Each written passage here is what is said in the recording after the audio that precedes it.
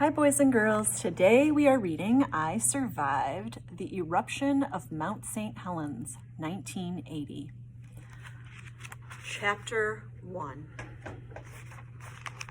Sunday, May 18th, 1980, 8:32 a.m., Mount St. Helens, Washington State. For more than 100 years, Mount St. Helens had been quiet, a beautiful mountain surrounded by forests.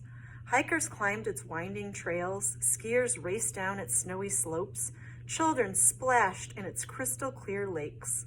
Except this peaceful mountain was not a mountain. It was a dangerous volcano, a deadly cone filled with molten rock and poisonous gases.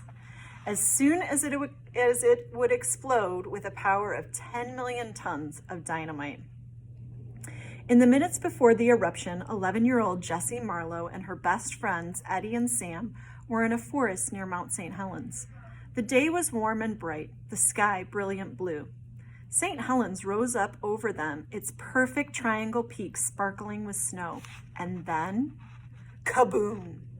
Suddenly, Jess was in the middle of the deadliest volcanic eruption in American history.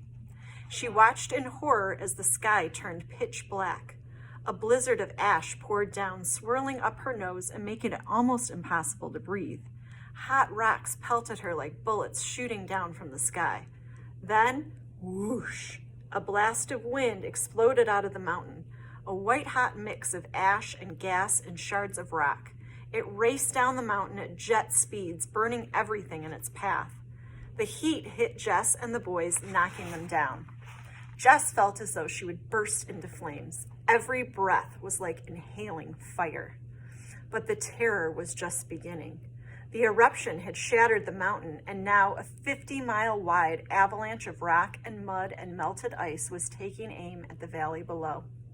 It grew larger by the second. It snatched up trees and boulders, and it tore away bridges and swept away houses. It would destroy everything and everyone in its path. End of chapter 1.